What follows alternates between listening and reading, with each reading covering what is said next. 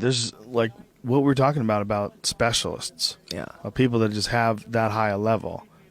Well, that's one of the things that always intrigued me about Askren. Is that Pettis would say, like, I couldn't fight that dude. That dude, he just hold me down, do whatever the fuck he wants to me. Like, I want to see. Come on, Uncle Dana.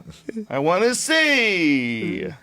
Like Ben used to I met him when I first met Tyron. I went up to Missouri to train, and Tyron took me to some tournament, So hard. and Ben was just going out and pinning dudes. I mean, he's pinning like college level wrestlers. Wow. Like, in the first period sometimes, like quickly.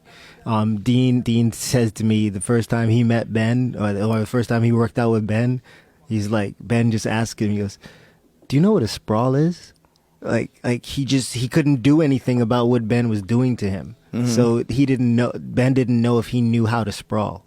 Like Wow. Dean Thomas doesn't know how to sprawl. Wow. You know? That's how good he is, though. Like, and how good he is. Did you ever see when he rolled Marcelo Garcia? yep. Marcelo just tapped him. Marcelo's just so freakish.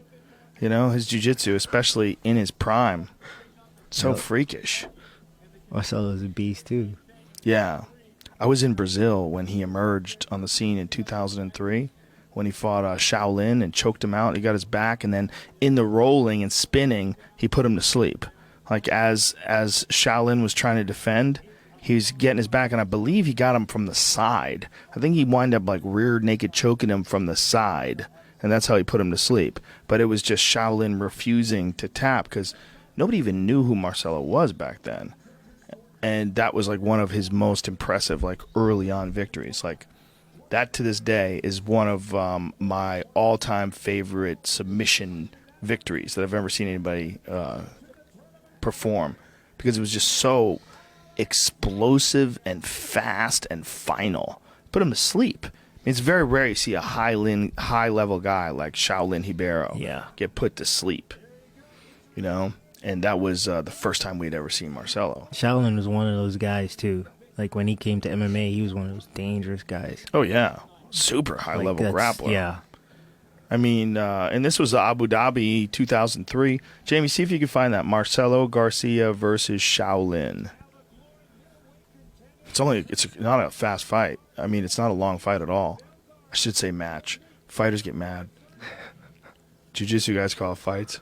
Fighters like, it's a match, bro. It's not a fight. Did you get hit?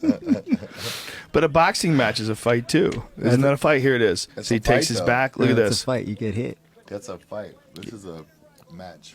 He takes his back and he chokes him here like sideways. Yeah.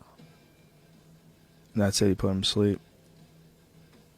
And this is, boom. That was final.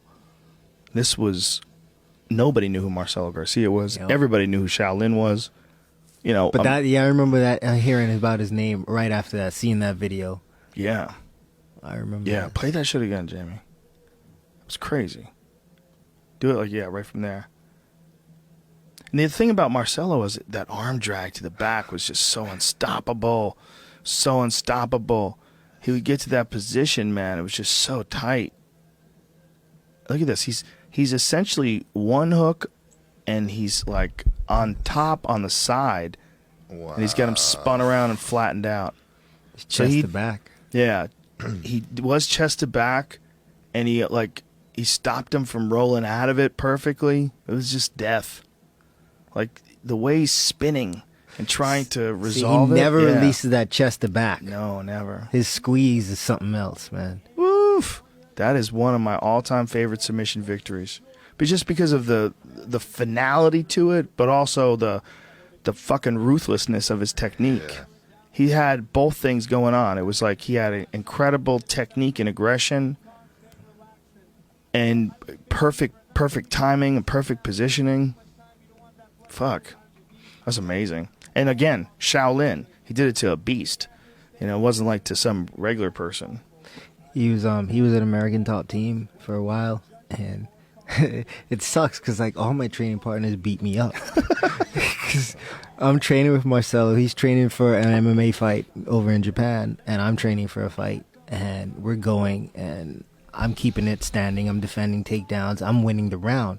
And Conan goes, 30 seconds. And I'm like, 30 seconds. Yeah, I've dominated this round. Okay, now let me be strategic. I'm going to take him down, secure the round, and, you know, kind of put it out there to the judges that I'm not afraid of his ground game. You know, just kind of playing the game in my head. I shoot a shot, and on the way down, he reverses me and he taps me before the round is over. Like, it's like, this is garbage, man. This is bullshit, man. He's ridiculously good, man. Is he the best guy you ever rolled with? Absolutely, Yeah. by far. I mean, Matt Lindland was like I can't do anything to that guy. Just a gorilla. He's so good. He's really good. Man, that's interesting. He's really good. Like I would love to see him and Nurmagomedov. Not necessarily in a fight, just in a wrestling, grappling situation, sambo situation. I would just love to see that. I don't know. I've never trained with Nurmagomedov. I don't know how good he is. I'm sure he's great because of what I've seen him do. But I would just love to see that. I know his wrestling is probably the best in the UFC right now. So a guy like that. But I know some really good wrestlers that get destroyed by Marcelo. Yeah, You know? like Ben Askren, like we were talking about Yeah, that video. exactly. Those two rolling. Yeah, well, Marcelo's got that fucking insane squeeze, man. The guillotine squeeze. He's got a nasty north-south squeeze. He's got his back taking is legendary. He's so good at that arm drag. That arm drag is just... And before he was pulling it off, like the way he was doing it was really rare to see somebody that specialized on it like that. Where they just specialize on hitting that arm drag and getting to the back, hitting that arm drag and getting to the back. You know, and then he was doing it from butterfly guard. He wasn't doing it like a wrestler. Really interesting guy. And Yeah, man. big-ass giant fucking legs, right? Yep. Not big arms. Like, his arms are kind of normal-sized. But But big-ass giant legs. Like fat boy leg. I mean, they're Like, they could muscled, jump but they're over a- just like round. Dude, they're huge. He's all legs. It's really interesting. Like, that is one thing that I think is, like, super underrated and kind of in all of any sort of combat sports. The size of your legs is so gigantic. Like, the power in your legs, rather. The ability that your legs have. Like, look at Pacquiao's legs. That dude has these giant-ass golf ball or tennis ball calves. That fucker... Yeah, you ever look at Malapet's calves? Like Yeah. he can't wear like normal pants. Like, he can't pull it up over his calves. No, I socks. can It's imagine. like just ridiculous. Yeah, Sanchez the Croak same off in thing. pride. Big giant ass calves.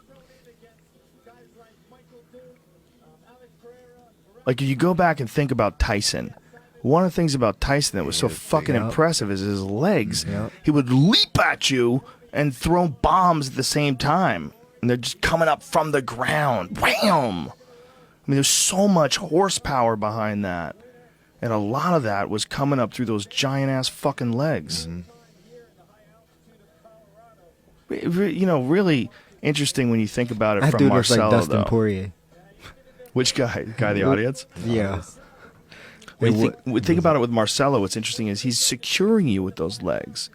Like, when he's taking backs, like, that's his big thing, right? And in guillotines as well.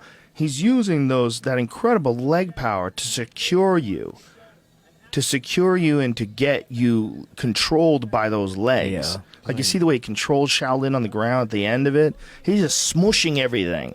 And it's all that power that allows him to get the chokes off better. I feel like it's one of those things where he's figured out just how to use exactly the right amount of muscle in the right direction to control you with his leg. Like, he's using his leg as if it's a hand to grab. Yeah. But, like, same thing with, like, a specialist like Nurmagomedov. Same thing with a specialist like Damian Maia. I feel like they have that ability to change the little details and use their body the perfect way to make that specific thing work. Yeah, you know, the other thing that's interesting about Marcelo is he doesn't utilize any strong person moves. Like, he won't do Kimuras. He thinks Kimuras are a strong person move. He thinks, like, grabbing the arm and yanking behind him. He doesn't do those. or at least he didn't for a long time, and that was his rationale. He might have changed and went to it now, but I know for the longest time he wasn't interested in those. He was just interested in putting motherfuckers to sleep. He's like, like all you have to do is get a hold of that neck, and if I become a specialist in squeezing necks, I'm just gonna put everybody to sleep. I don't need to be messing up your shoulder or anything. I'll just shut you off. I mean, it's the most like a guy can tap you and it's very definitive, right? A guy gets you in an arm bar and you tap, it's very definitive. But there's something about the way he climbs off Shaolin when Shaolin's unconscious and he just squoze him out in seconds. It's the most definitive ending next to, I mean, obviously next to a knockout.